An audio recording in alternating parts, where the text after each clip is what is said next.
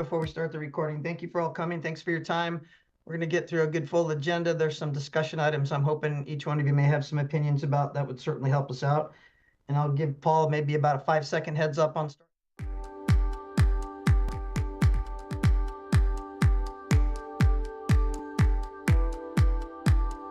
Thanks for your time. Thanks for your great faces and tuning in to the Metropolitan Policy Committee meeting for Thursday, April 4th. I want to officially open the meeting. And I want to know if there's any records attendance at the meeting. The quorum is present that we have. So we thank Paul for doing that. Thanks again for doing that. And I want to know if there's any, first off, item number 3, any adjustments to the agenda before we go forward? And Paul, I think you had a couple of items that you had that if nobody has anything, you might want to go ahead.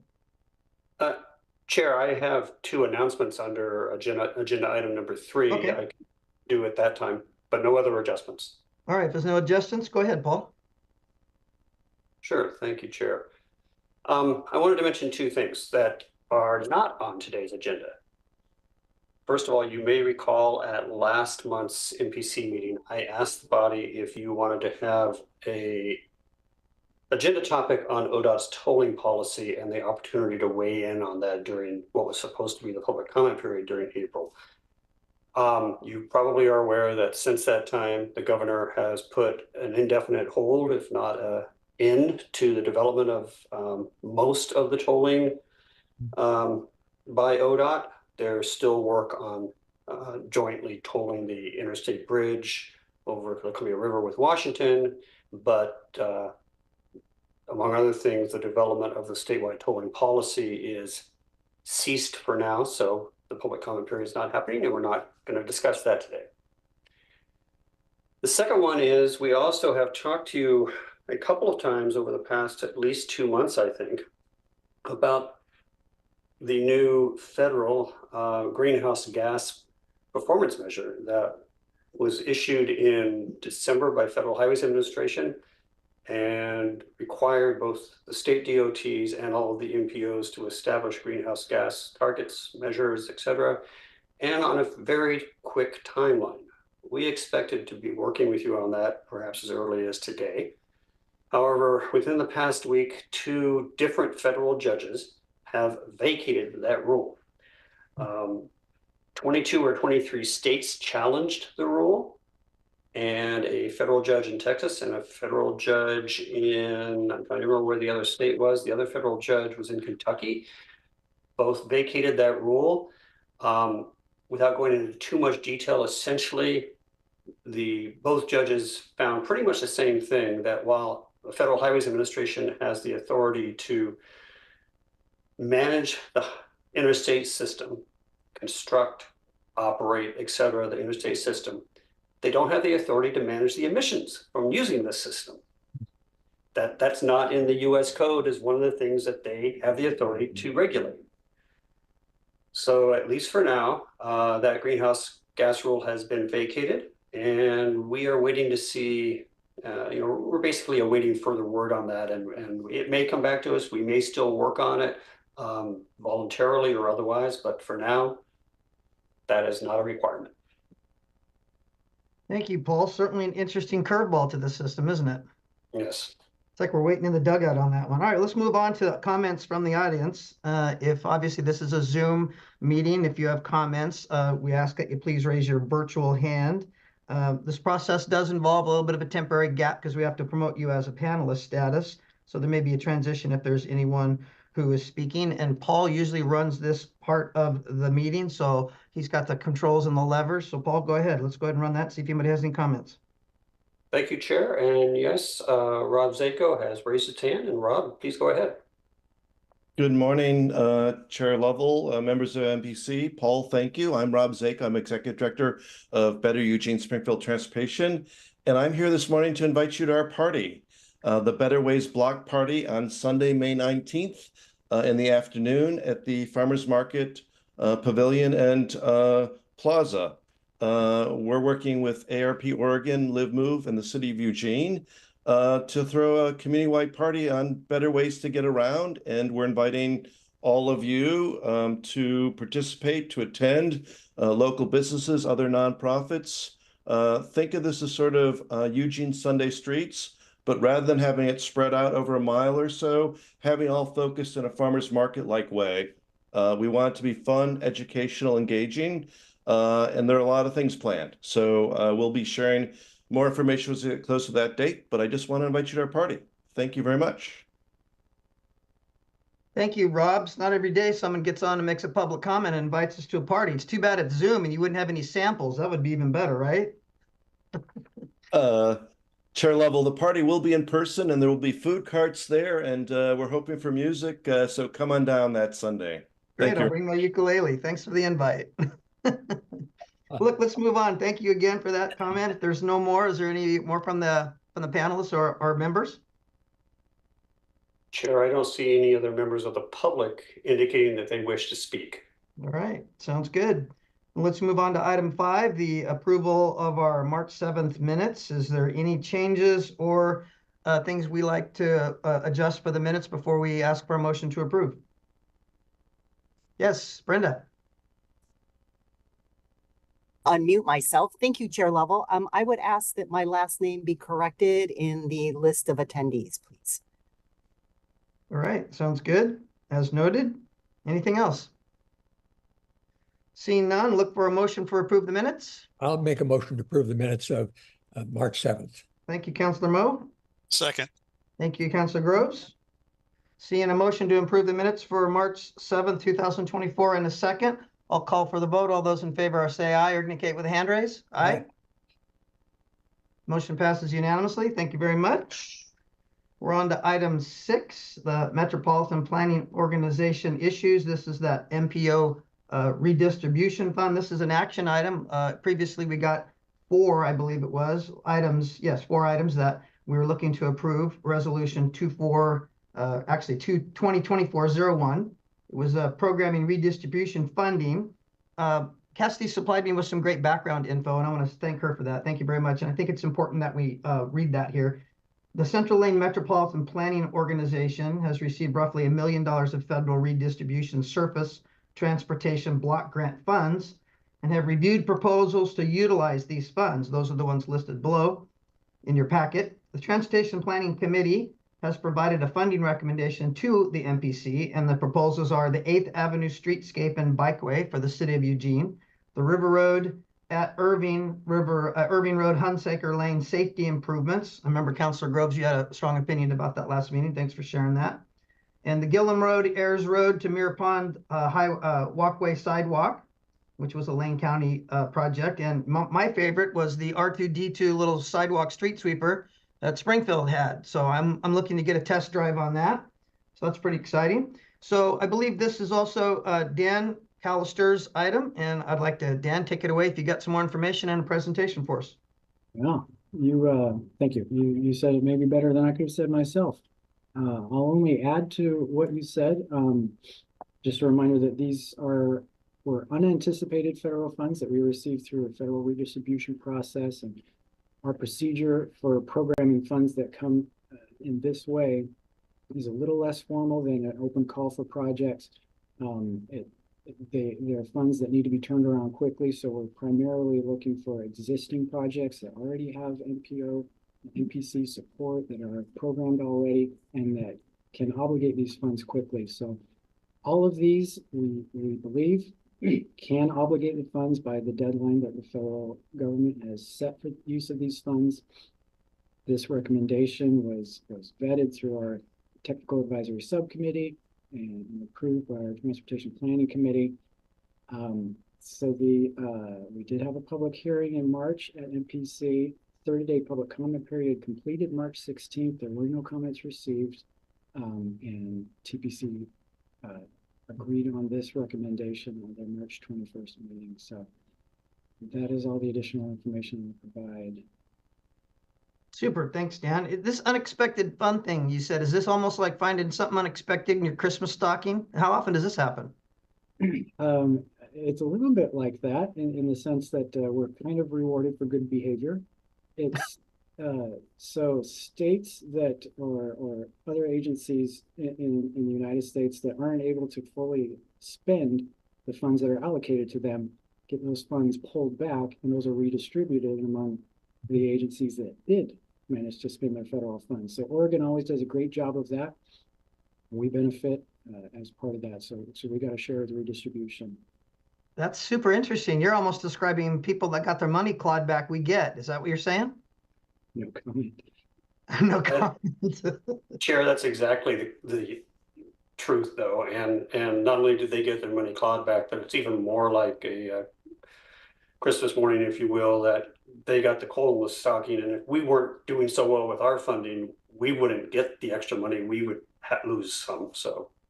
Wow. Just take a victory lap of that. Everybody jog around the office once. That's a good one. All right. Well, look, let's, any questions or discussion to this item that you might want to ask Dan or anyone on the committee? Anything? All right. Seeing none, I'm looking for a motion to approve resolution 2024-01.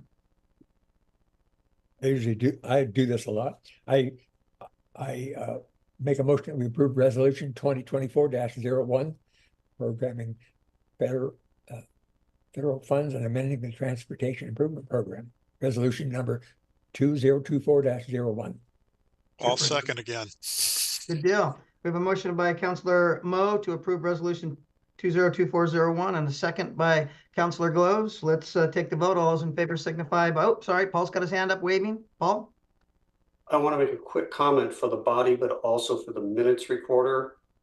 I understand that both of the LTD members are present in the meeting, although they're present on Tom Schwetz's screen. So I just want to make sure it's clear in the vote and in the minutes that we have those members present.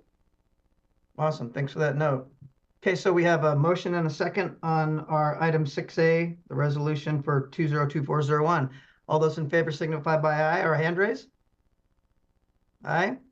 Looks like we have a unanimous decision. It's passed. Thank you very much. Let's move on to 6B, the draft for fiscal year 25 of the Unified Planning Work Program. I do have some background information, but based on what Dan told me, I may be stealing Ms. Ellen's thunder. So I might just ask Ellen if you just want to go ahead, then we can fill in if there's something that is on this sheet that maybe you don't mention. So go ahead. Sure, I did appreciate the intro, but I'm happy to get started. Oh, I can back up an intro if you want. I'm going to share my screen. It's a tiny screen, so it takes me a minute to move everything around properly. Okay, can you see my presentation? This presentation comes to this body pretty much every April or May. This is our work program for the MPO, and the schedule that we're on is that we adopt a 2-year work program, and then in the second year, we amend that work program to make any changes to that have changed in the last year. And part of the purpose of this document is to both document the work that we're doing, but also to have a conversation with our state and federal partners about things that are going well, things that are changing, schedules that might shift. So that's what this presentation will be. We are adopting the addendum to that 2-year plan this year. So I'll go through our program and talk about any changes that we had. And then I'll also talk a little bit about the individual chapters in our work program. And that kind of covers all of our planning and programming work that we do as an MPO. Some of these topics you actually have another presentation on later in the meeting, so I won't go into too much detail. The Regional Transportation Plan and the Public Participation Plan are coming to this board today, so that'll be a little bit of a repeat. So our long-range plan is our Regional Transportation Plan, and you will hear more about it later in the meeting. The majority of the work for this planning process is going to be done in-house this time around. We did contract it out last time, but we're going to just be more specific about things that we want to contract this time. And in-house planners will do most of that work in collaboration with your planning staff as well. Our first technical advisory committee meeting took place in March. You'll hear the introduction presentation today. Right now, we're really heavy into the data preparation and analysis. So that's what we've been busy with as the staff. Kind of preparing the modeling and data work for figuring out what it is we need to put into this long-range plan. We also continue to do our performance-based planning. We work really closely with you all as a board and also with Oregon Department of Transportation staff to adopt performance-based planning and to track that through our plans and our website. We have a pretty robust safety planning program. You've probably heard presentations from our coalition coordinator in the past. We're doing lots of great work as a coalition, expanding driver education program, continuing to deploy our Oregon Friendly Driver. We're in the process of developing really robust DUI prevention and speed reduction campaigns. So when we have those materials, we'll bring those to you all to show what we've done through that project. We do have an adopted safety plan. We're in the process of trying to figure out how best to update that plan. So the data that goes into that plan is continuously updated and on our website, but to do a more robust planning process is in the cards for us in the next year or two. Programming and implementation is something that you see a lot at these meetings. You are looking at adjustments and amendments to our MTIP regularly. So that's part of our work program, is making sure that that MTIP is up to date. We also participate in a certified local agency program.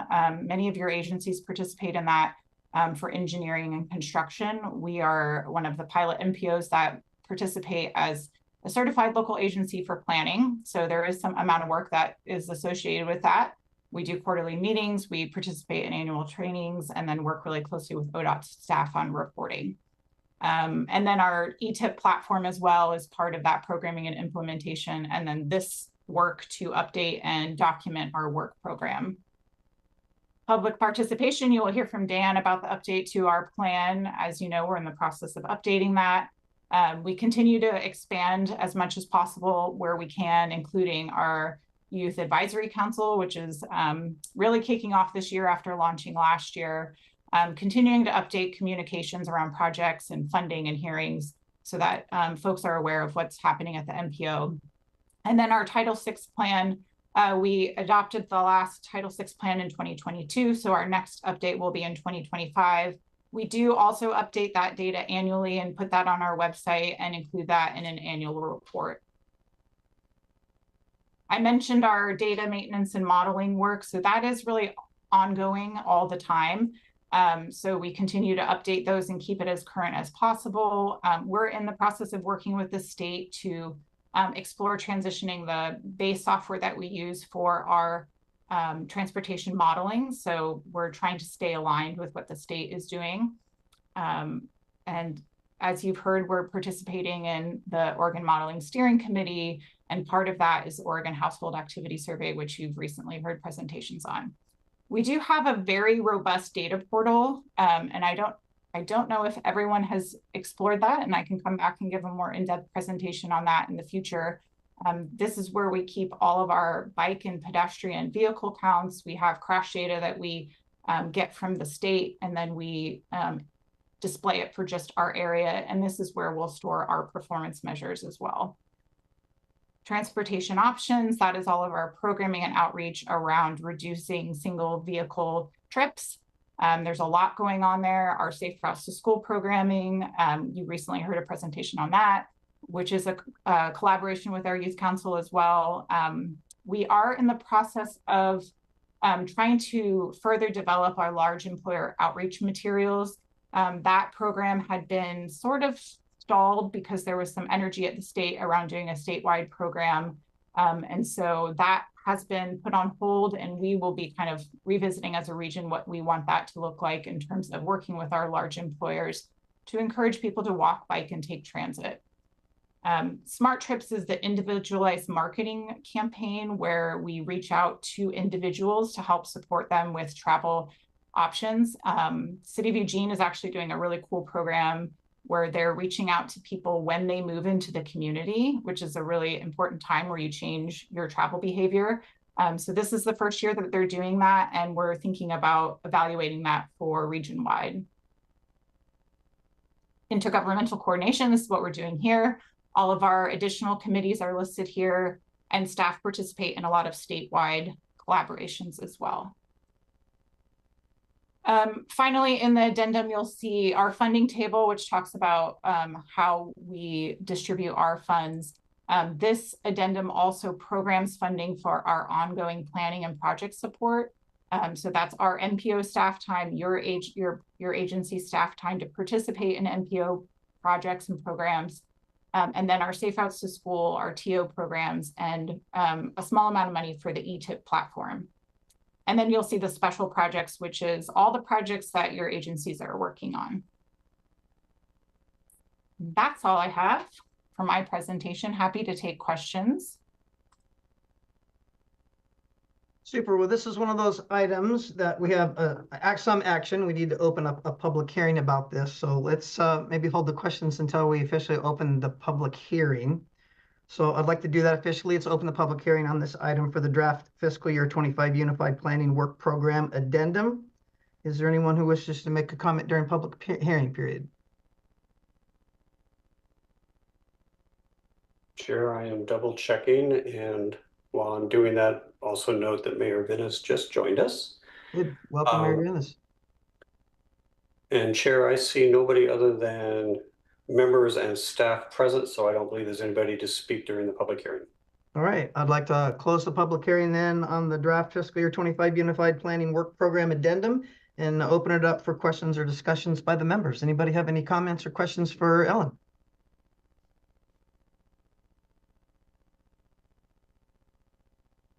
That silence tells me, Ellen, you did a really good job explaining it. Let's hope. Well, great. Thank you so much. That was really good. So I'm looking forward to some great projects in the future. Thanks for taking the time and doing that. Great slides. Okay, so the next proposal to discuss this item is approval is for our May MPC meeting. So put that exciting item on your list, and let's move on then to item 6C, which we're going to call back on Dan, which is based what Ellen has told us is kind of a tandem item to the one that just was presented. It's the draft Central Lane MPO Public Participation Plan. And Dan, I stole your thunder last time, so this time it's on you. Go ahead. Thank you, Chair. So I'm Daniel Collister, Senior Planner at LCOG. This item is to present the Central Lane MPO's draft 2024 Public Participation Plan. Ellen just glanced over it briefly. It is one of our key work products. She presented the others in a very summary form. This is an update to a 2015 plan that we've developed over the last year or so. So the document is included in your meeting materials. So metropolitan planning organizations are required to develop and use a documented participation plan that defines a process for providing all stakeholders with reasonable opportunities to be involved in the metropolitan transportation planning process. There are a whole slew of other requirements, but I want to keep this presentation kind of high level, so I won't get into the details of those, but suffice to say, the draft I'm presenting today satisfies those requirements. So the draft plan is pretty big for a public participation plan. It's about 120 pages, but most of that is appendices. The plan itself is about 20 pages, and really of those 20, there are about 6 or 7 pages of real substance. And I'd like to focus today mostly on what's different in those portions of the draft from what was included in the current plan that was adopted 9 years ago in 2015. So the cover memo lists a handful of changes that were made to the plan that I think are more worth mentioning than others. These are changes to policy, changes to what the MPO is recognizing as its core tools for public involvement, and how those relate to the MPO's work products, and also changes to how the effectiveness of the plan is to be evaluated. So I'm going to go over these briefly, but the changes to policy 1.2 and 2.6. These are some of the ways that we're trying to address a lot of comments we received through our outreach in developing the plan. People are pretty much across the board wanting public involvement opportunities that are more accessible and convenient. So as we're scheduling MPC meetings and hearings, keeping in mind that these have been held virtually for the last few years, we're serving the public better if we schedule with their participation in mind, whatever that looks like, rather than someone's physical attendance. So tweaking some language here or there. Likewise, holding public meetings at a convenient location, that's maybe a little less important in 2024 than holding those at a convenient time for the same reasons. So just a couple minor tweaks, as I said, to make these policies a little more meaningful for us in 2024. With policy 3.1 and 3.2, these changes are similar to each other. We're using less restrictive language about when evaluations to take place. So the federal requirement is that the plan be reviewed periodically. The not to exceed 4 years language is central NPO going above and beyond, and that's great. And 4 years is probably a really good period of time for review and assessment of this plan. But by removing those words from the policy language, instead including 4 years as a recommended time frame, we can maintain the spirit of those two 2015 policies, but provide staff with some flexibility. If, for example, the deadline lands at a time that staff are swamped with a regional transportation plan update or a transportation improvement program update or both, we can make sure that it gets done well without violating our policies. Once we put something like this in the policies, we're susceptible to federal scrutiny. So something to be aware of. For the tools and products, probably the most significant change here and in the evaluation section below is the addition of social media as a tool and a resource for public involvement. This is something that was missing in the 2015 plan altogether. And in addition to what's listed here in the cover memo, the 2024 plan also includes some of the really great things that have come about in the NPO recently, such as the Youth Advisory Council, and mentioned that, and our online interactive e-tip platform for looking up projects and seeing how transportation dollars are being spent in the area. Excuse me. I did want to keep this high level, but I have to get a little technical for just a second here and speak to our federal corrective actions. As part of the process of formally resolving the corrective actions is getting information from our policy board. So the 2015 plan was reviewed by our federal agency representatives as part of the NPO's quadrennial certification review last year. And that resulted in 2 corrective actions that were specific to the public participation plan and 1 recommendation.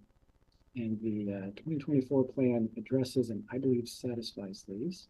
So the corrective actions are that the plan be updated by January 2025, and we're on schedule to meet that deadline pretty comfortably.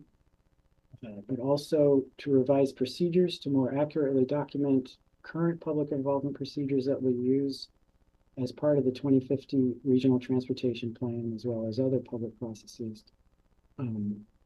So the section of the draft plan on page 18 titled Product Specific Public Outreach Strategy, it provides that detail, specifically calling out the Regional Transportation Plan and the Metropolitan Transportation Improvement Program. The other corrective action is to include procedures in the public participation plan for involving and consulting with federal land management agencies that manage land in the metropolitan planning area in the development of the Regional Transportation Plan and the Transportation Improvement Program. Also, the federal team recommends that although no tribal lands are located within the metropolitan planning area, the NPO should expand documentation process to coordinate with tribal governments. So those procedures for both federal land management agencies and for tribal governments are described on page 18 and 19 of the document, both for how that was done during the development of this plan and how it's to be done for the Regional Transportation Plan and the Transportation Improvement Program. I mentioned there are a lot of things included in the appendices. I do want to keep this high level, but some of the things included are just documentation of the comments we received, as well as how public input has influenced the development of this plan.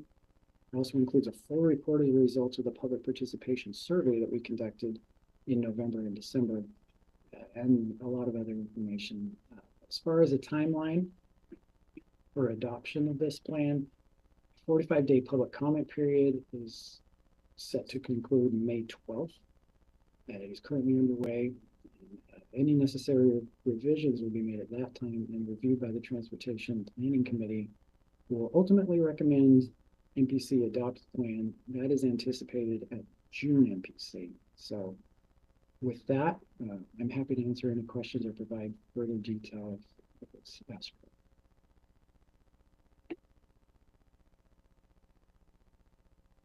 You're muted, Chair.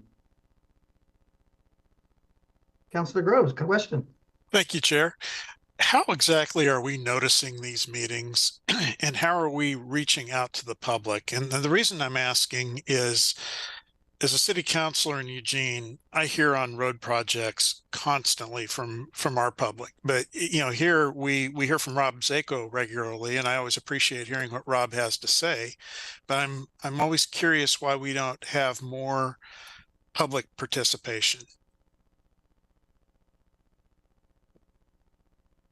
I can say that our process for noticing and informing the public about MPC meetings is more rigorous when there is an action item, especially specific to the adoption of one of our key work products. But we do have a set process for noticing MPC meetings that includes, maybe Paul can help me out here with who all is notified, but we do have a distribution list, our website, of course. We have our media notice. I'm trying to recall who all is included in that, but it includes local newspapers, television. They receive that information in the agendas. There is that, but yeah, it's kind of sadly a kind of ubiquitous problem that there's not as much public participation at these meetings as we prefer, and we're hoping that some of these changes can help. I think COVID was a big setback to public participation, but it was also an opportunity for public agencies to maybe spread their wings a little bit, think outside the box about how they can involve the public more, utilize tools that maybe weren't that were maybe around, but definitely not as prevalent as they are today. Well, going forward, I hope we can put our heads together and try and figure out a way to get the word out. I mean, a lot of good things really come out of this committee and the work that we do, but it just seems to not be connecting with the average Jill and Joe public. So that would be something I would certainly appreciate putting some thought behind and seeing if we can come up with some better tactics to reach people. Thank you.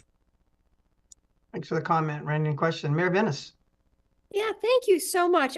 First of all, I really want to thank you for this document, and I want to really recognize that my appreciation and appreciate the fact that your opening paragraph was a quote from Carlene Riley, and just since we lost her, and she was one of our sort of stalwart transportation advocates. She really tracked it closely, and so she's probably unusual in when you think about who would be paying attention to what the MPC is doing and talking about.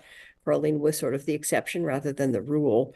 And in her absence, I think we're I mean, I see Rob Zako is on here. I mean, we're down to sort of one. We used to have two. I mean, it's pretty limited, and so I appreciate the effort here, and this may come up when we talk in our next agenda item when we talk about the RTP as well. But I think that the other part of the challenge is that the documents that come through for this committee's review are pretty dense.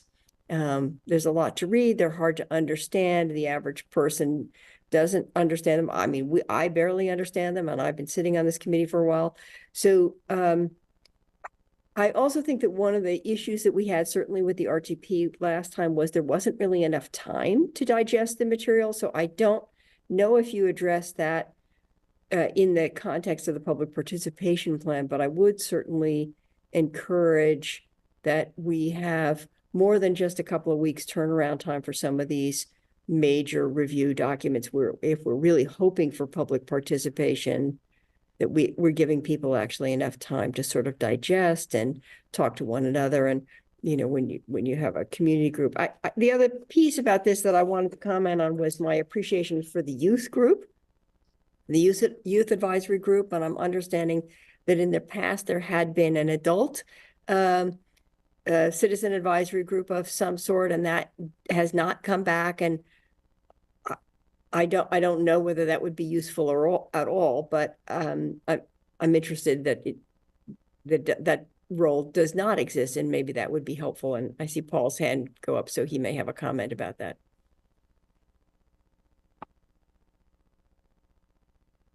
Paul, do you want to go before Counselor Mo, or what?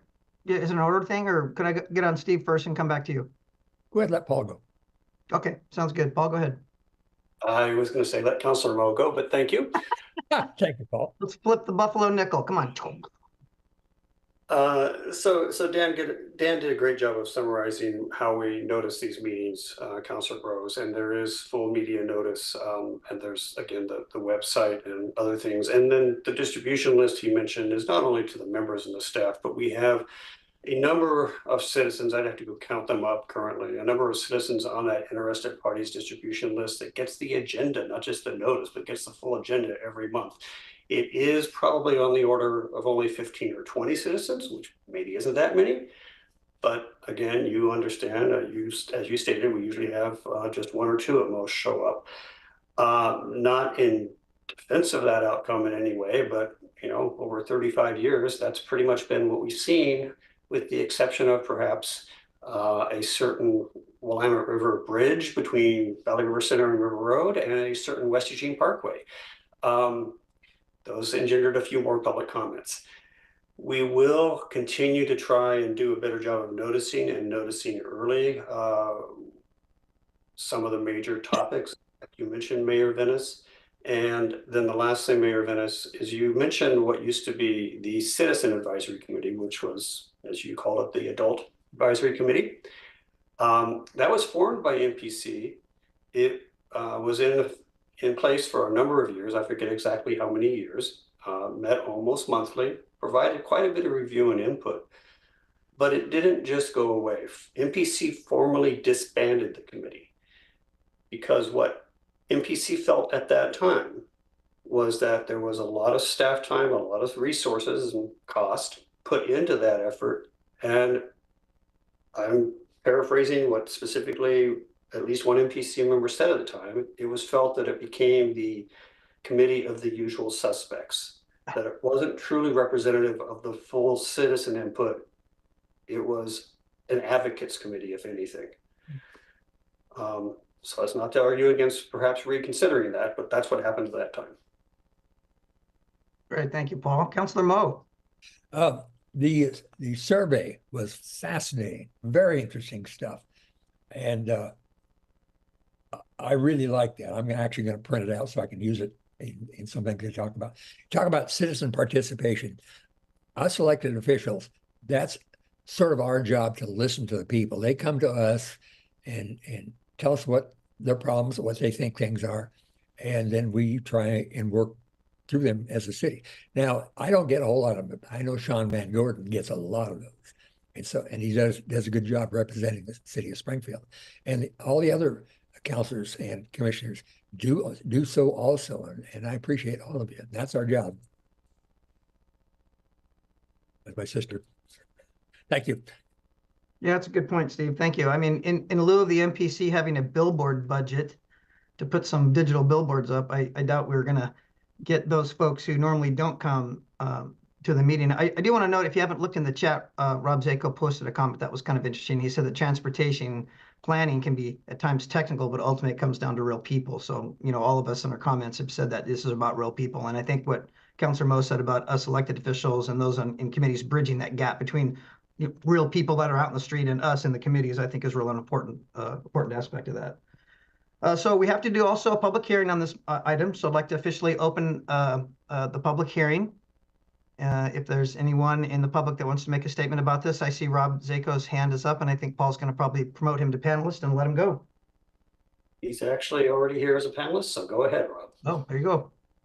Good morning again, Chair Lovell, members of MPC and staff. Thank you for this opportunity to comment about commenting about public participation. You might have heard Mayor Vinnis, you're a little late. I announced earlier today that we're having a Better Ways block party at the Farmers Market Pavilion and Plaza on Sunday, May 19th. And I actually just came from a meeting to plan that. I confess that I have not had time to digest a 120-page public participation plan in detail. We'll do that over the weekend and get you some detailed comments that we hope will be helpful. But for today, I just want to make some very high-level comments. Very much appreciate the discussion you're having about how to involve the public more. What I will say is that participation is a two-way street. It's a communication. You say things to the public says things to you. It's a dialogue.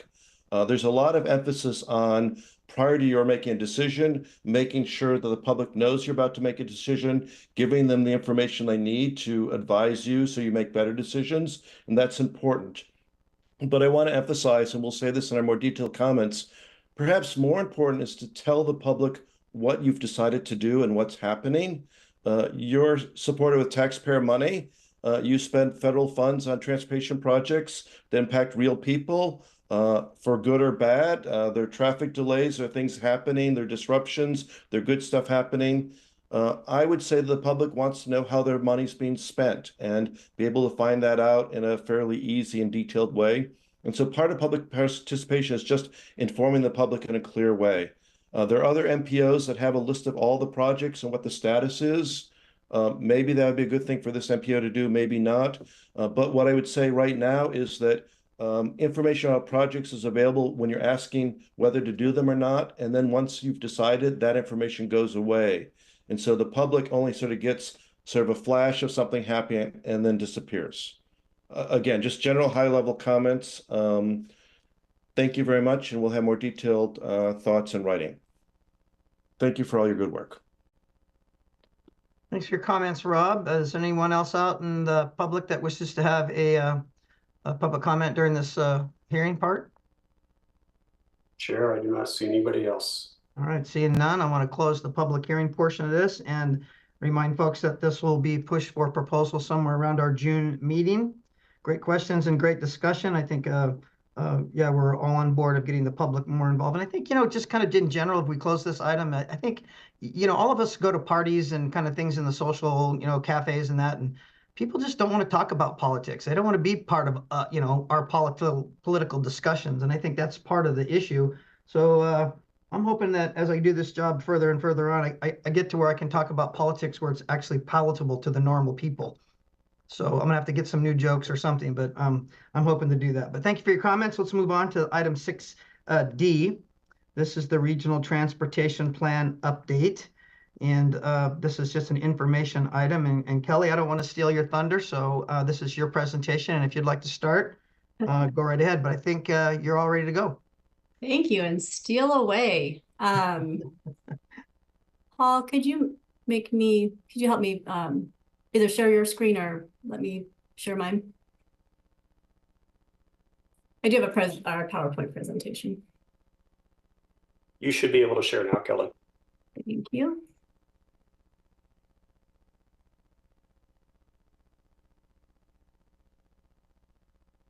Which one here? Piece.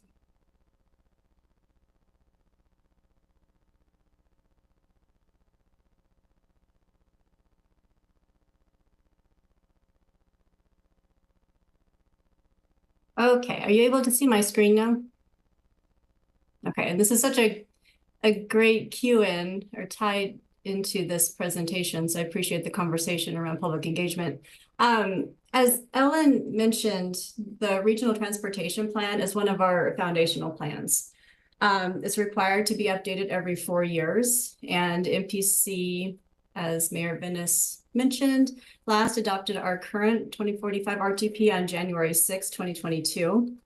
So this one's due by January 6, 2024. And without it, we're at risk of our funding being pulled if we go past this deadline. So we do have some pretty strict timelines involved, but we definitely hear you, Mayor Vinnis and others, about regarding the time for review and digestion. We had some unfortunate time crunches with our last one that we definitely don't want to repeat. And so our intent right now and with this one is to implement a robust public engagement plan and visit MPC frequently.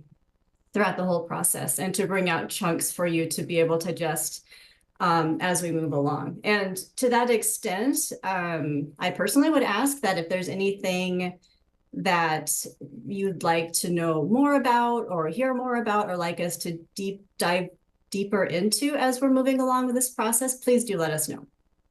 We want to make sure that we're being responsive and informative as we move forward. I wanted to go into kind of what the RTP is. It's our region's long-range multimodal plan. It represents a coordinated planning process and establishes regional goals and an implementation plan for how we're going to achieve those goals through projects, plans, programs, and studies.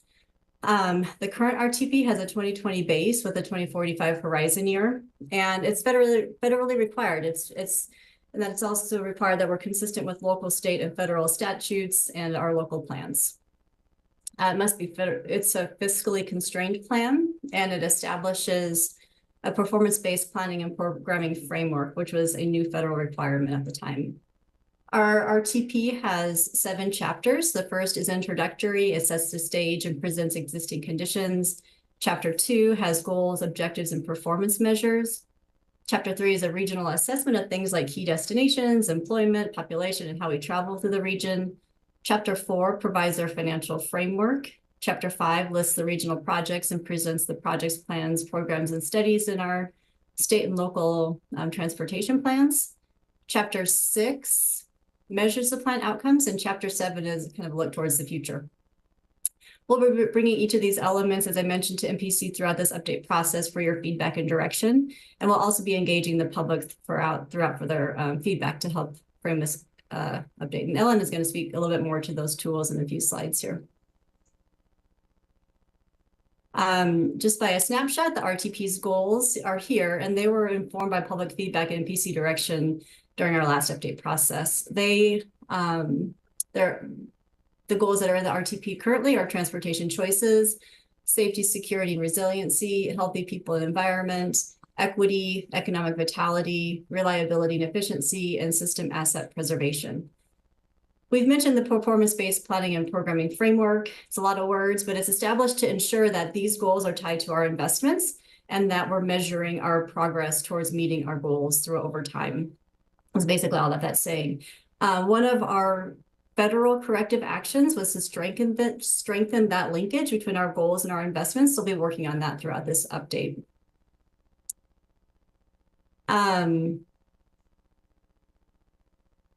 We've mentioned that this is also an update of our congestion management process, or CMP. The CMP represents our region's process to manage congestion. It's reflective of our regional congestion goals and issues.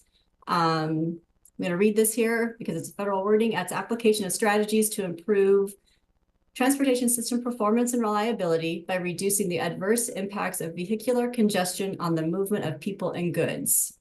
It's a federally required process for MPOs with a population of over 200,000.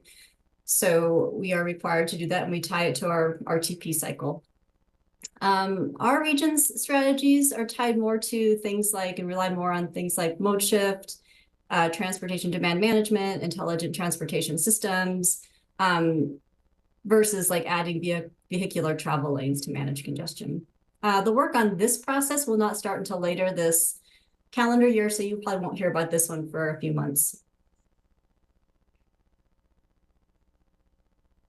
And these are a bit dry, but I do want to reinforce that this is a federally required plan that must comply with federal code. And some of those key elements are that we must update it every 4 years, and that it must represent a continuing, cooperative, and comprehensive approach. And those are the 3 C's that are most kind of inherent and most important for an MPO. And that's where we feel like our role is in the region. It's a minimum 24-year plan horizon. It must support the federal planning goals and factors, which are very similar to what ours are. They're quite in line. Like I've mentioned, it must have a performance-based planning and programming approach, and include our regional multimodal goals and investment strategies, must support local land use and economic development policies and plans, must demonstrate fiscal constraint for all funded projects. We have an air quality conformity determination piece of it. as well as environmental analysis. And then most importantly, reflect a broad set of public and stakeholder input. And then the last but not least is our congestion management process. We do have an internal team that will be dedicated to working on this. As Ellen mentioned, we'll be taking all the work in-house primarily with some selective ways that we're using consultants. And then we also have a technical advisory committee that with representatives that represent each of your jurisdictions and our partners. We'll be meeting monthly, and our first meeting was March 14th. And so we're kind of up and running already. And there are a few voluntary evaluations that we're taking on with this RTP. The first is INVEST, which is the Infrastructure Voluntary Evaluation Sustainability Tool. And then luckily it has that INVEST acronym. The intent, this is a tool developed by FHWA actually, and the intent is to evaluate how well the RTP reflects and has integrated into it the bottom line of environmental, economic, triple bottom line of environmental, economic, and social principles of sustainability. And then it allows us to kind of think about ways to better align with those principles where we have gaps. So the LCOG staff conducted an internal evaluation, and we'll be sharing those findings and discussing recommendations with the TAC next week. And then we'll bring this back to MPC for a further dialogue about that. We're also evaluating ways that we can integrate health into the RTP. This can take place in a number of ways. And so we're fortunate to have the Lane County Public Health Community Health Analyst as a partner as we explore options and begin this discussion, but more to come on that as well. And the next slide, Ellen is going to cover regarding public engagement. Yeah, that's a good conversation about public engagement. I did want to talk about a little bit more about what we did in our previous RTP and then how we might adjust that for this planning process. So last round of update, we did a travel benefits and barriers survey that was contracted out, and that this is one of the key pieces that we're continue to use consultant support on. Because it's a statistically sound survey to better understand what are the barriers and benefits that people are experiencing in travel in our region.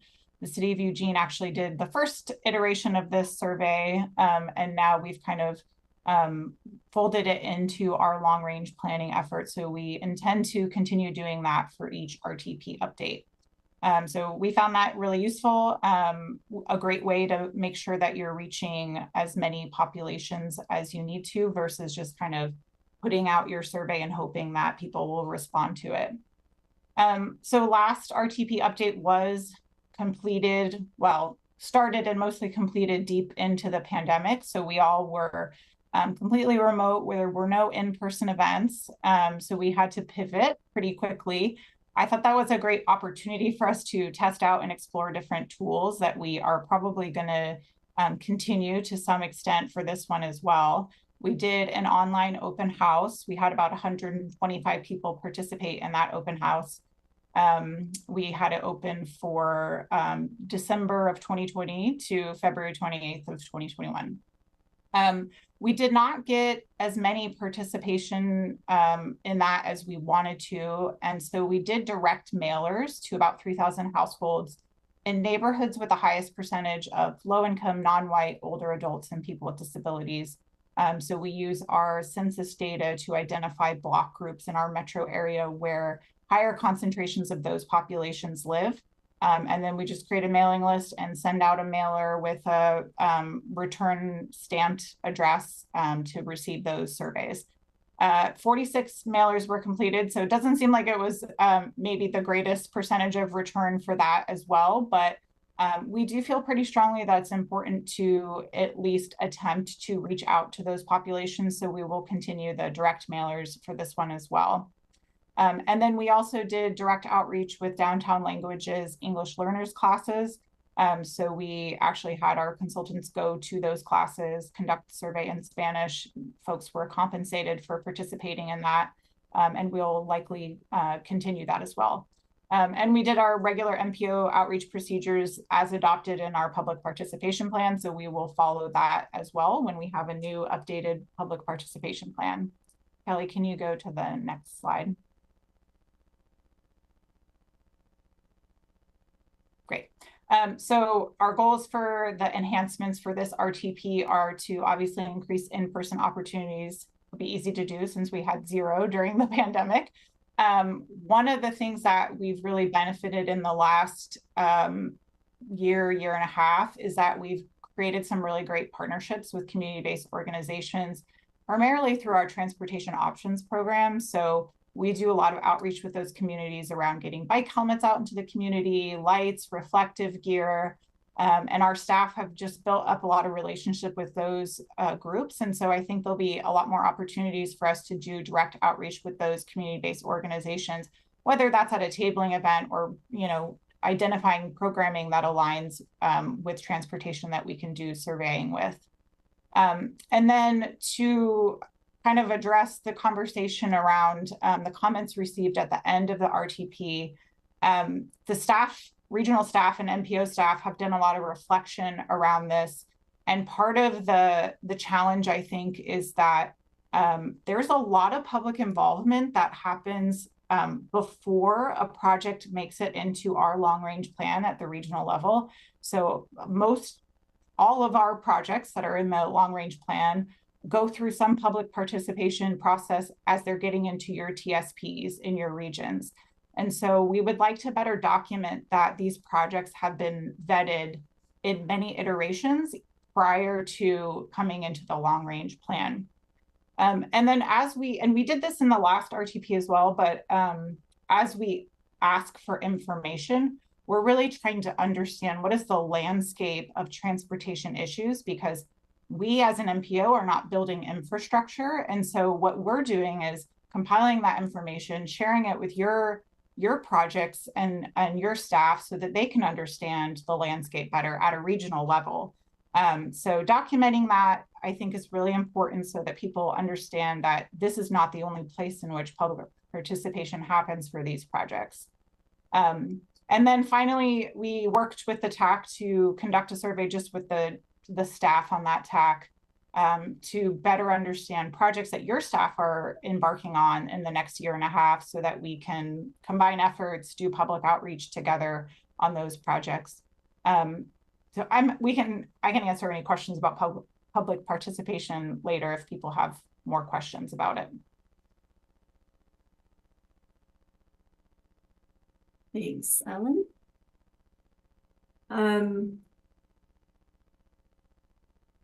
So our project timeline, as Ellen mentioned in the UPWP conversation, we're kind of in this kicking off phase, gathering all of our data for existing conditions and future conditions analysis, preparing our data and models, or land use models and travel models for laying the foundational analytical work for the RTP. We've conducted the INVEST evaluation. We'll be moving into setting to more public outreach with goals and objectives, establishing strengthening the performance-based planning and programming framework. We'll have a call for projects, and we're moving into this congestion management process update towards the end of the year. And then halfway through 2025, drafting, adopting the CMP and RTP. I do have a more detailed timeline if anyone's interested in seeing that, but this is just kind of a roadmap for how we're getting there. As far as what we've been doing, and a little bit about our process, we'll be preparing a series of technical memorandums. And I know this is not for everyone's digestion, but they're for us to be able to use as reference and to present to the TAC in order to communicate information and then to be able to pull out the relevant pieces that we want to make sure that we're conveying into the public and getting feedback on, as well as what we bring to MPC and get feedback on the direction of. So that's kind of one of the ways that we'll be gathering, or at least a place that we'll be able to put all of this information to start. So we have prepared and finalized TechMemo 1, which is in your packet. It's an introduction to the regulatory framework. Again, not for easy reading or digestion, but more intended just to have a place to have all this information. we did have our first TAC meeting on March 13th. Was it the 13th? And we are drafting and we'll present to the TAC next week our draft public engagement plan and then our invest summary and key findings. And we'll also continue our work on gathering and updating our travel and land use models.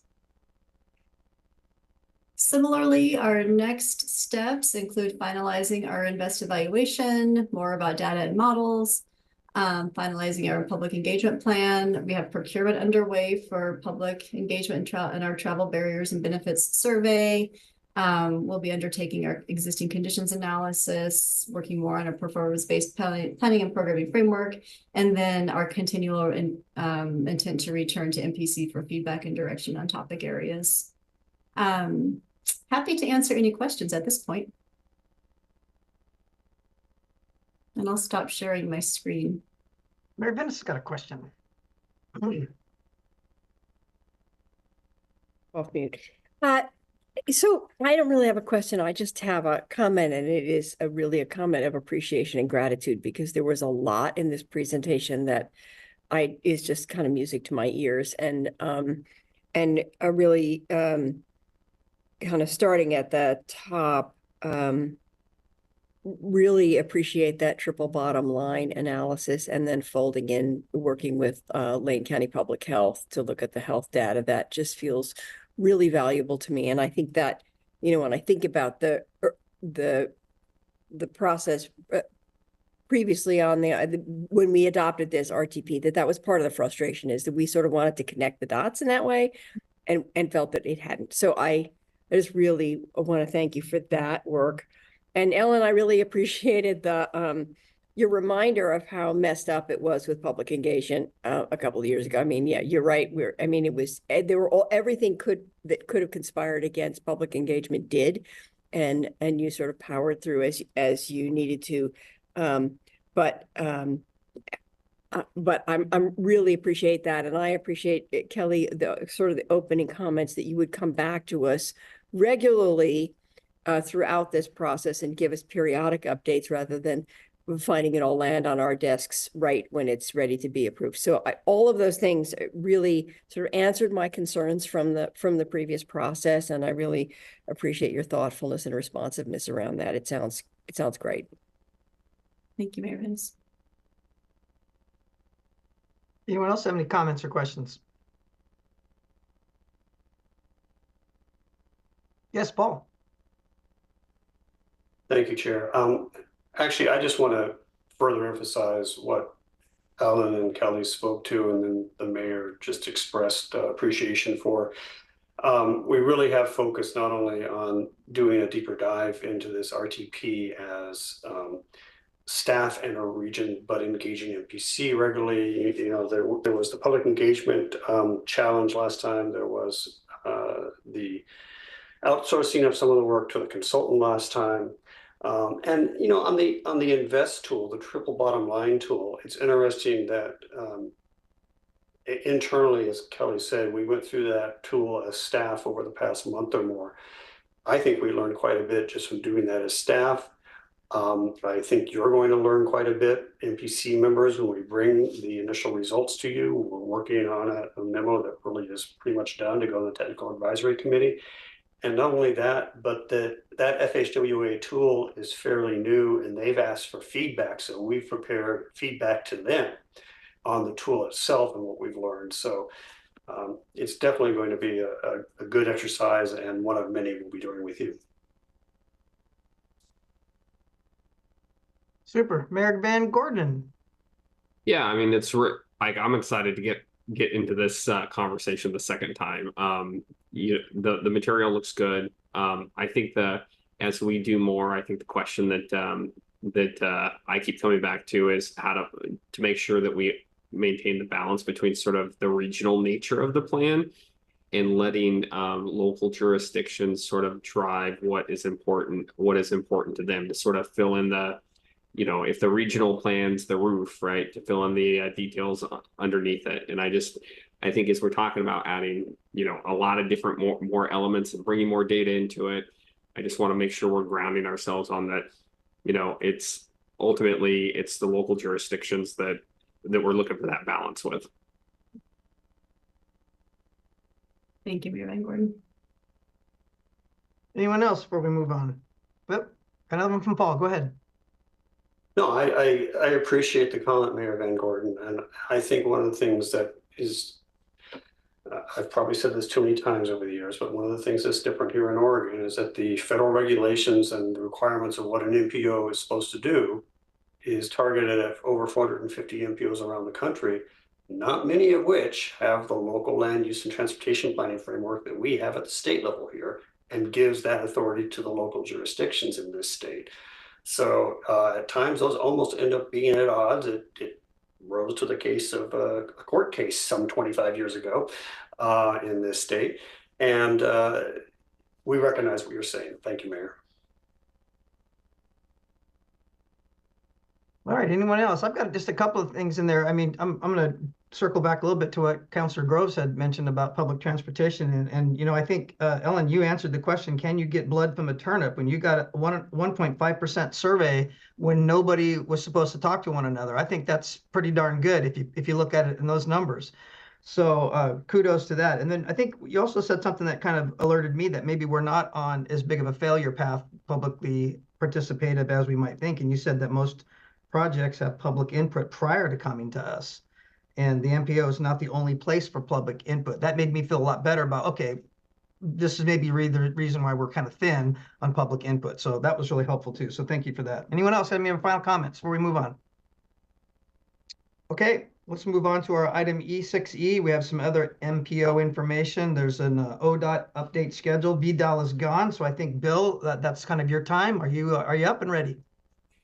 Yes, thank you, Chair. I do have just two brief comments, both relating to the Lane Act.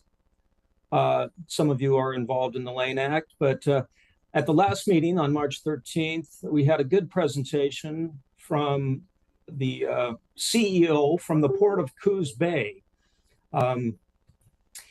He provided a presentation describing the planned improvements at the port.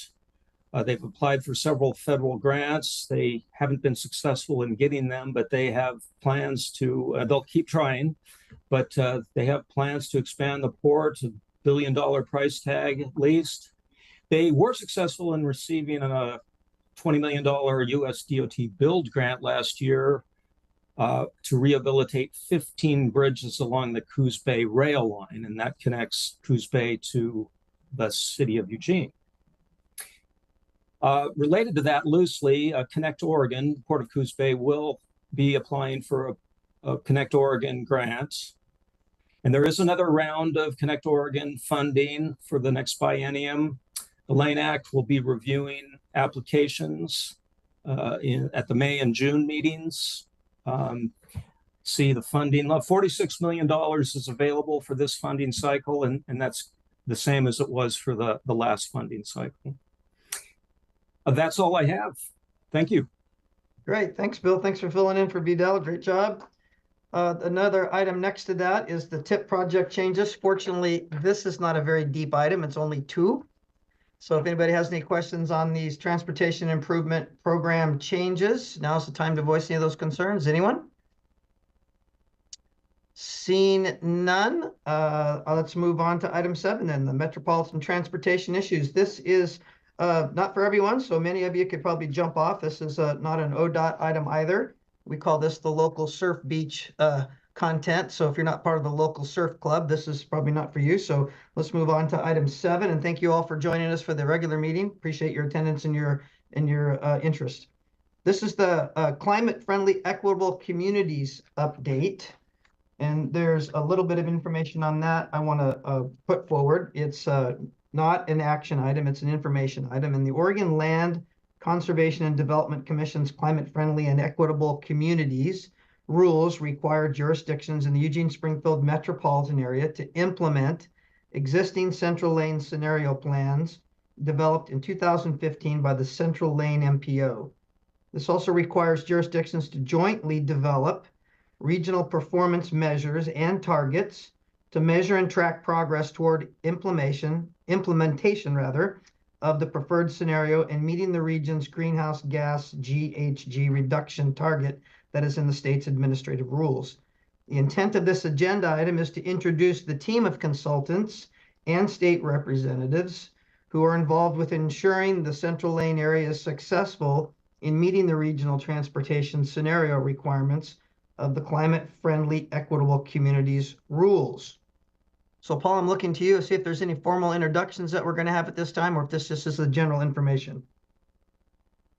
Chair, I'd actually like to ask Kelly to introduce the consultant and ODOT staff and others that are here to be part of this discussion, ODOT and DLCD. So Kelly, if you go ahead, please.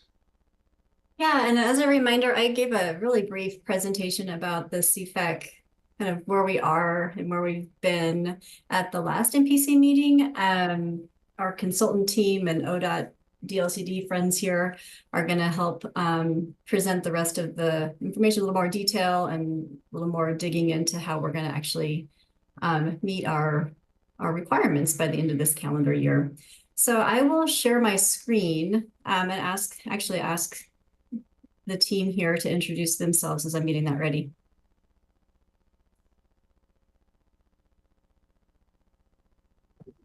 I guess I'll start. My name is Ryan Farncombe. I'm with Parametrics, and I'm the consultant team project manager, and I will pass it to Brian. Hello, everyone. Brian Hurley with the ODOT Climate Office, and I am the project lead on the ODOT side. I'll pass it off to Tracy. Hi, everyone. My name is Tracy Lunsford. I am on the consultant team with Ryan and helping to support the Central Lane region. Cody? Hello, everyone. Cody Meyer, he, and pronouns, land use transportation planner with Department of Land Conservation and Development. Pass it over to Patrick. Good afternoon, everybody. I'm Patrick Wingard. I'm also with Department of Land Conservation and Development. I'm the regional representative for the South Willamette Valley.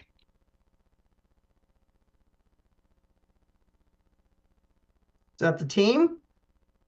Thank you. And I have the presentation up. Hopefully you can see that for the team, whoever's presenting, if you can just tell me when advanced slides, I'm here for you.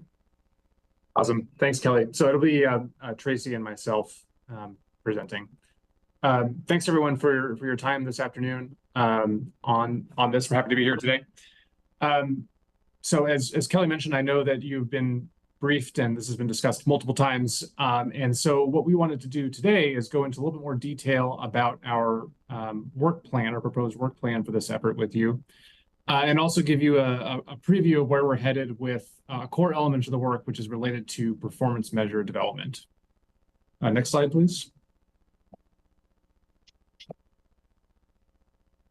And there you go.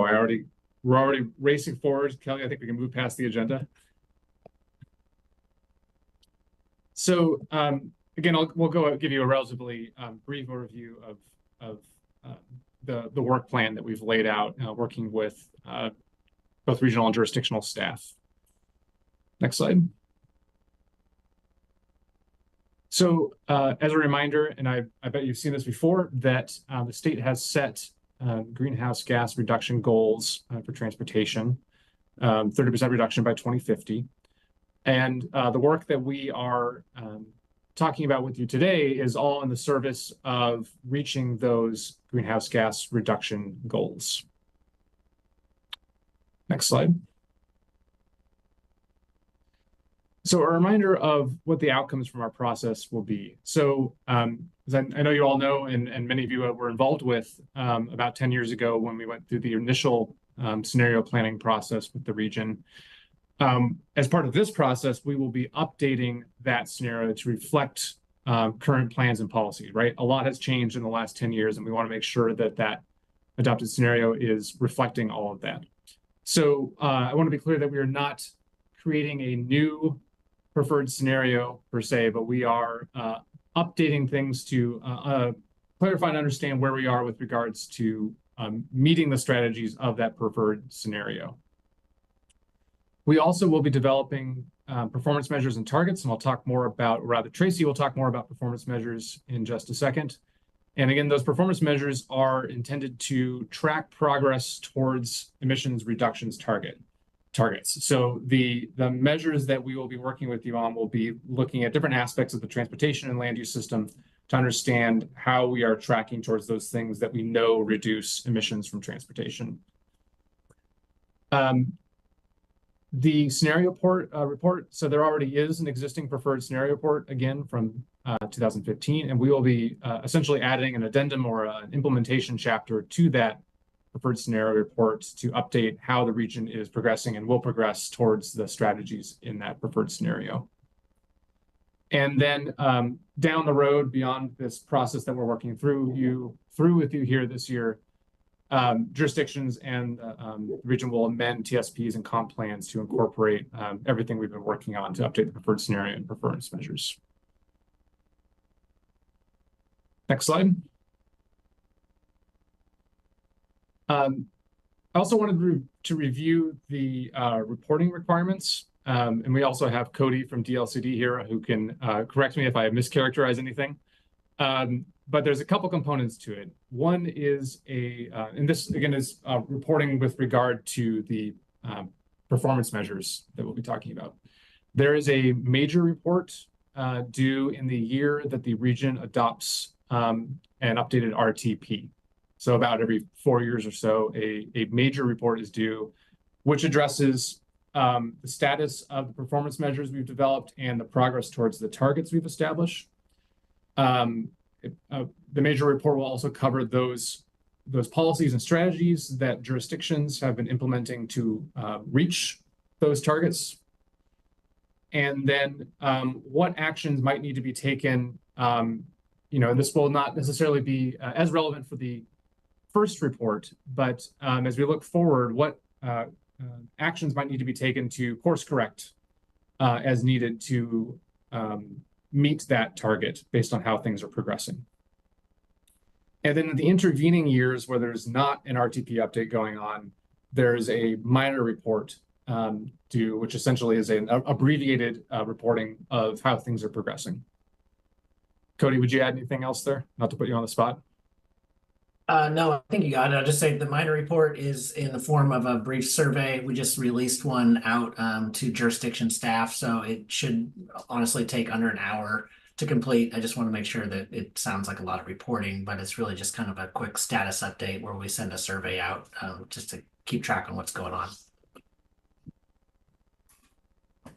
If I could also chime in to note, Ryan, that for the major report, ODOT will have a template that jurisdictions can use to satisfy all of the requirements or modify to suit your own needs as well. So if there is you don't have to start from scratch on the major report if you do not desire to.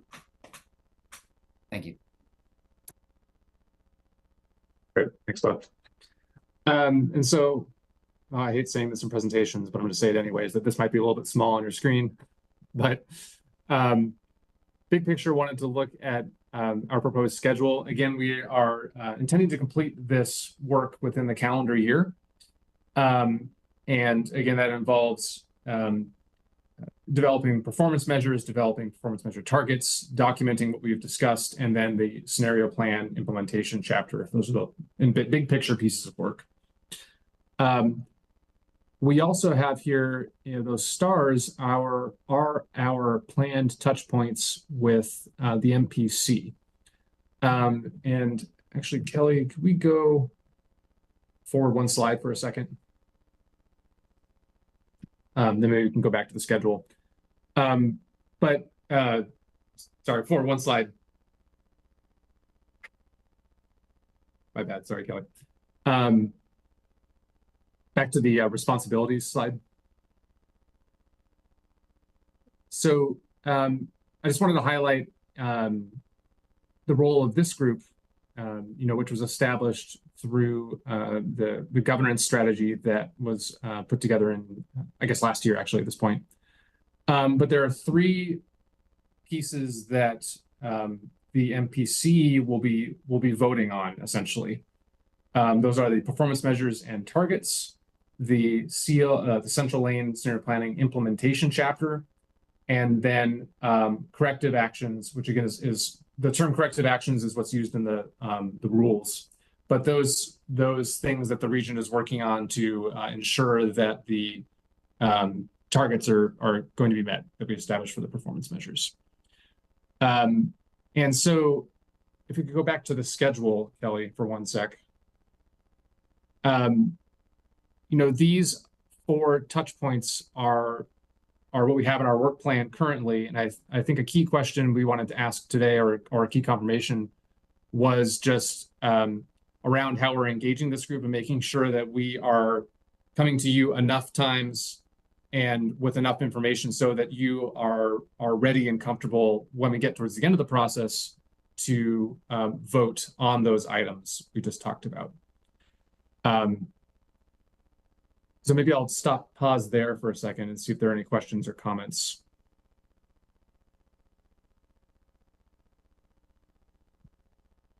Mayor Van Gordon.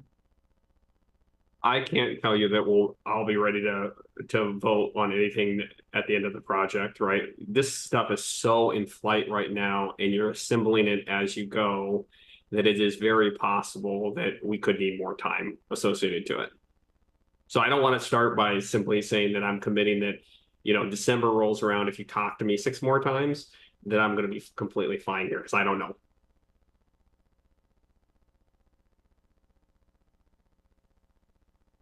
Anybody else? Brian, you have any more slides you want to show? Any more information in?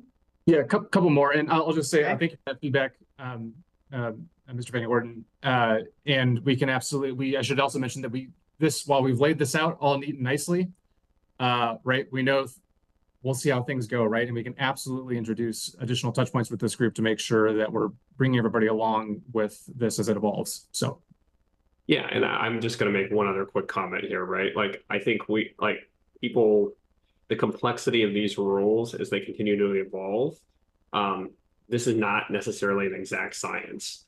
So they're big, they're cumbersome, they're relatively complex, and I think I'm interested to see where it goes, but I think we don't know the answer to some of the questions that need to be answered. The overall revised schedule looks really aggressive to me. Yeah, thank you for that. Brian, you have a comment?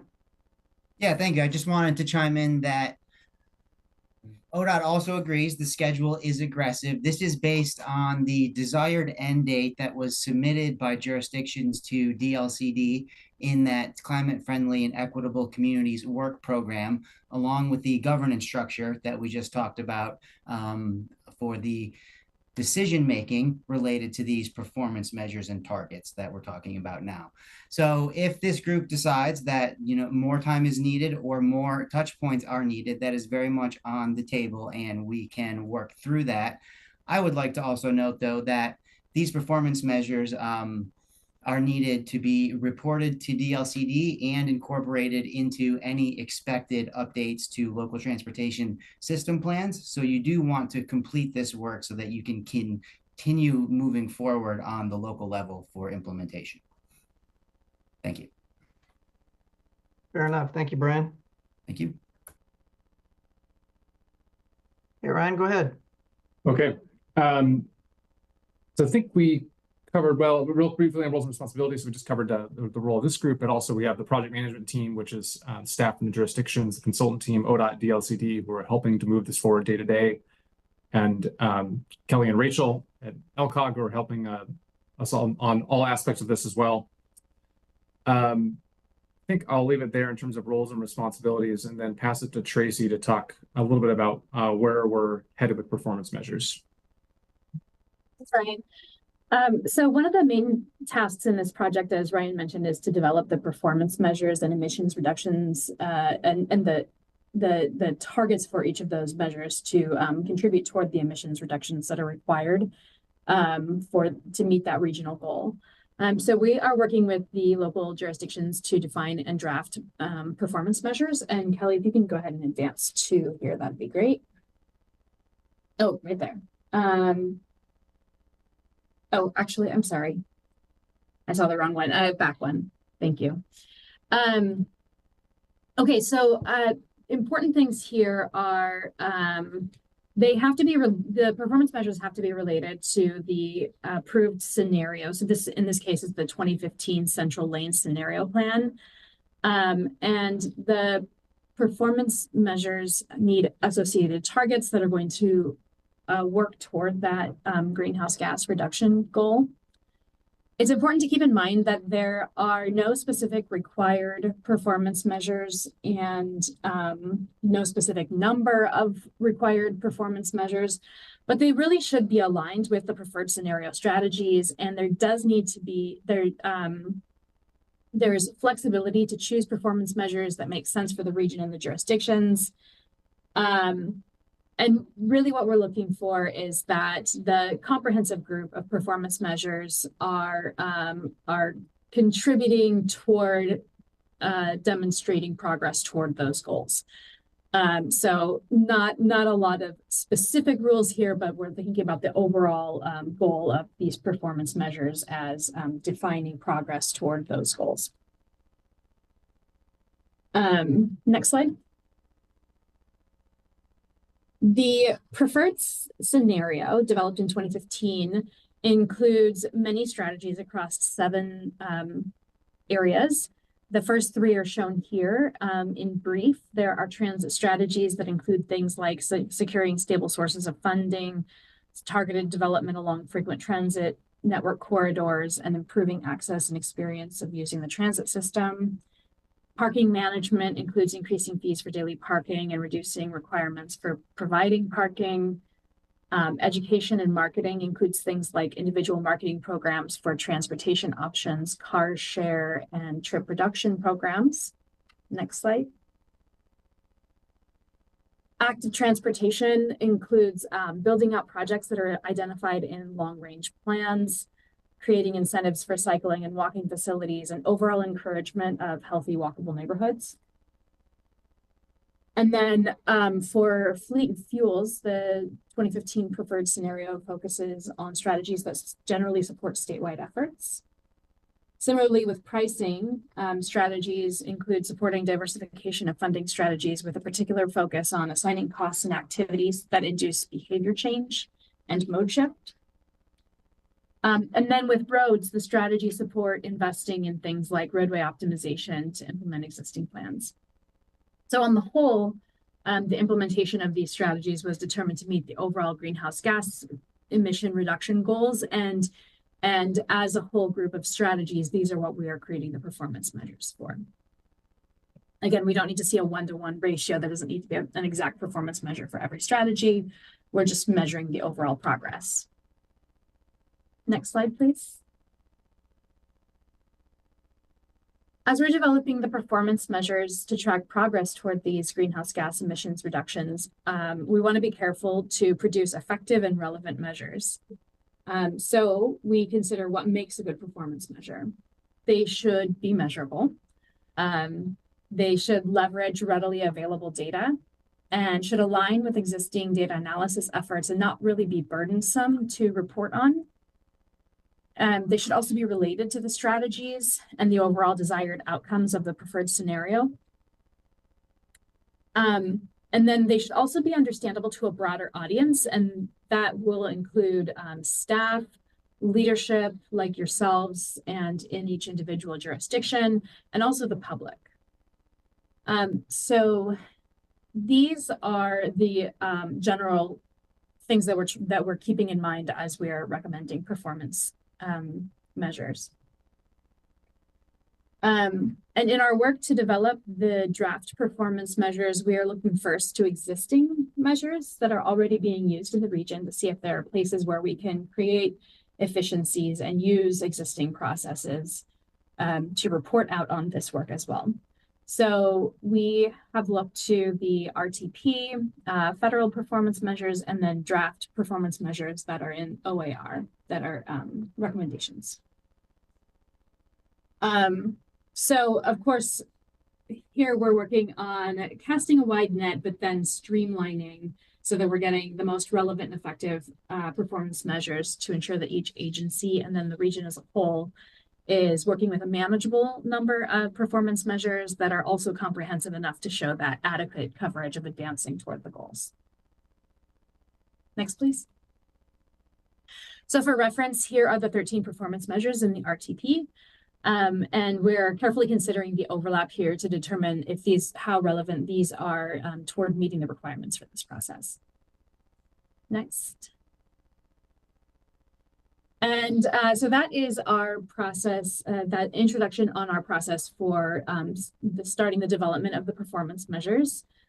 And so now looking at next steps, the project team is working on updating the planning model using Vision Eval to better track process.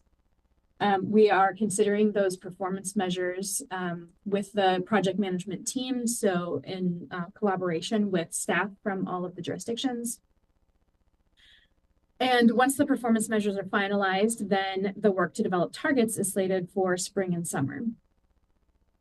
We've planned to come back to you as you may recall from the schedule graphic that Ryan showed in June, around June. So that would, at that time, we would have a goal of presenting the draft performance measures to you and showing the results of the update to the scenario model. And I think we're ready for questions now. Well, we're ready. Sean Van Gordon Mayer, you're up. Just two quick comments. One of them is we go through performance measures. Are you evaluating the cost associated with tracking that performance measure? Because some of these are new data areas, right? Like if it's really expensive to track that performance measure, we probably should want to know it up front. Yeah, and I mentioned level of effort, and so included in that is cost and staff time and then capability as well. So we're definitely going to be consulting with each of the jurisdictions to ensure that we're not setting you up for things that you can't be measuring. Thank you so much for that. And the other thing that I think is valuable to point out is, again, complexity matters here. Right, is ultimately, right, we hopefully whatever the performance measures we choose aren't going to confuse correlation and causation, because it's very, it's something I'm really concerned about kind of going into this conversation, is that we sort of find a way to or we didn't really do anything, but we can high five ourselves in the end. Good point. Mayor Venice. I have a sort of a open-ended question. I don't know if there anyone. Oh, Tom. Just Tom Schwetz is here from LTD. So I'm just interested. One of the earlier slides referred to transit and use of transit, and LTD has been going through a kind of pretty significant process of re-envisioning, particularly in light of COVID and what that did to transit. So I don't know if LTD has any. Are they playing a role in this? Could you speak to that a little bit in terms of where we are with transit and how that might relate to this scenario planning? I'm assuming it looks different now for transit than it did in 2016. Sure. Again, this is Tom Schwetz with LTD. So a couple of things. First of all, some of you may have heard, and we're always happy to talk about it, but we're going through a process now that we're calling Reimagine the Ride, which is looking at a couple of different things. One is looking more at a mobility management role for LTD as we move forward into the future, but also with respect to some of the elements of this planning process that you've just heard about. We see ourselves playing a key role in some of the solutions that are going to be sought around transportation in the future, looking at, again, a broader array of you could call them climate-friendly modes of transportation. And so we see ourselves as key partners in this process, even though the state rulemaking is largely around the cities and the county. I would say any transit district in the state is going to be a key partner in their regions to help identify alternatives and things that we can invest in that make things better. And I'll say just an example, a shout out to the city of Springfield. We're launching a small bike share pilot in downtown Springfield. And that's the kind of thing that we want to be doing more of. And looking at, again, different ways that people can connect to the things that they need to connect to. Does that get at what you're asking, Mayor? Okay. Thanks, Tom, for weighing in. Councilor Steve Moe. You're on mute there, Steve.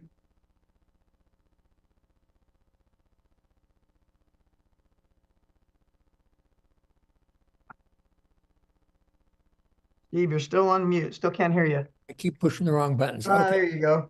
I didn't know I was muted. So anyway, I'm following up on Mr. Schwetz's comments. And you're going to hear this from me from now on. We need more transit. We need faster buses. We need to get out in the outside areas for people to be able to use them and feel comfortable. Now, the one thing I keep bringing up, it's the cost of transit, which is prohibiting us to do that. And buses are one thing, labor is a big thing, and we need to find some imagination to be able to get out and take care of the people. Then the car usage is going to go down and people will feel comfortable about it. Thank you. Good comments. Anybody else?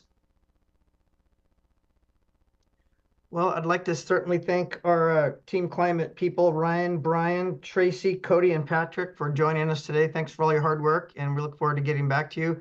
I think I want to echo a little bit of what Mayor Van Gordon said about this kind of sometimes feels like it's a moving target. And sometimes the parameters of which we measure a moving target success or failure is pretty tough. So I'm hoping that we can kind of nail those down so we can have some, as he put it, some high five moments. So there you go. If there's anything left on this item, if not, we're going to roll on to the next step or an agenda build, which I don't know that Paul has anything for the next step or agenda build. Oh, sorry, Randy, you got a question there, Councilor Groves? Mine was for the agenda build, but okay. If Paul wants to go first, that would be great. Well, Paul's hand is not up yet, so you have the floor, sir. Okay. Well, thank you. I was debating whether to bring this item up now or during the ODOT information share. Something I think we should be looking at in the future agenda is the seismic integrity of our bridges, underpasses, overpasses. You know, if you live in Eugene, you cannot get to a hospital nowadays without traveling over an overpass or under an overpass or bridge, and that's significant. And then I also had the pleasure a couple of weekends ago of moderating our local legislative delegation from the state. And this issue came up there, and Representative Nancy Nathanson and others spoke of wanting to try and go after more funding, providing more funding for ODOT to increase the seismic resilience of those overpasses, underpass, bridges that have not been upgraded already. So it just seems, since we already have been given an indication this is coming down the pipeline, it would be good for us as a group, I think, to get ahead of this and understand what is being done, how many bridges are we actually talking about, and is there a prioritization?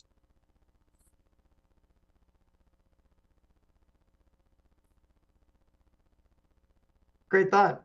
Paul, you got a follow-up? Yes, thank you, Chair. Actually, a bit of a follow-up to Councilor Rose, and then, if I may, some of the next steps or agenda build. Councilor Rose, you may recall, though it's been a while, that I think it was back in August or September of last year, we brought to MPC a request for a letter of support for a PROTECT grant that Elkhorn and Lane County submitted together. The PROTECT grant is to fund resilience analysis and planning and other work. Indeed, we still haven't heard about that grant. We don't know if we're going to get that federal grant to develop a resilience plan, but I believe that work, if we're successful, would involve looking at a lot of what you just mentioned. I don't want to overstate that because I don't recall the specific details of the work program, but I'm pretty sure, and Kelly, I see is not in your head, yes, that we'd be looking at a lot of those very issues that you just raised. We have been thinking about this. We have had a team, a resilience staff, Kelly and Rachel, among others, have been working on this. And again, we're hoping for that funding, but if we don't get that funding, we still will pursue exactly what you were talking about. Thank you. I had forgotten about that grant application until you just mentioned it. But, you know, again, it's still, that's not a bird in the hand yet. So I'm looking forward to something and just becoming more, I think it would behoove us to become more informed on this because it does impact people beyond just the metro area. And I will add there are people who live in Springfield that can't get to a hospital without having those collection in Coburg. This is something that I hope is important to all of us. Thank you again. I believe it is.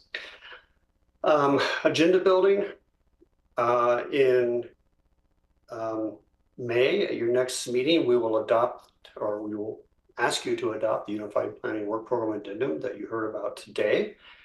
And we may have, it's been quite a long time, we may have a cable commission meeting. That is still to be determined, but I learned just last week that there is possibly a pending breakthrough on the deadlock with Comcast and getting the contract renewed. So that's possibly coming up. We also may be discussing area priorities. And I say that because the Lane Act has put together a preliminary list, which hopefully you've seen and we can share, and I know some of you are on the act. It put together a list back last year around the countywide priorities, not prioritized, but basically each Lane Act member's top 3 to 5 priorities for transportation. That list from the Lane Act was shared with the Oregon Transportation Commission in, I believe, September when they were in Eugene. And the Oregon Transportation Commission encouraged the act to perhaps prioritize and narrow that list down. There are a number of ways that could be done. We also recognize, the Lane Act also recognizes that with the 2025 legislative session forecast to consider a large transportation package, this could be very important for us to be able to advocate for funding for our priorities. So the Lane Act is meeting next Wednesday night, and we'll be discussing how it may go about prioritizing that list of projects throughout Lane County. And once I have some indication as your member on the Lane Act of how the Lane Act will approach that, I'm going to be bringing back to you a discussion and asking for your input on not only the process, but on the Metropolitan projects that are on the preliminary list. That's it for now. Thank you. Awesome. Thank you, Paul. Okay, before we adjourn, is there any other comments or questions or something people want to say? If not, I want to, oh, Paul, you got something? Oh, your hand goes up quick. Look at you. Many screens, and I've got a lot of things coming in that I'm trying to watch. And one of them, thank you very much, Kelly. Councilor Groves, Kelly reminded me that ODOT does have a seismic vulnerabilities report, and we could ask for a presentation on that. I think that would be apropos. I got a thumbs up from a number of folks on the screens.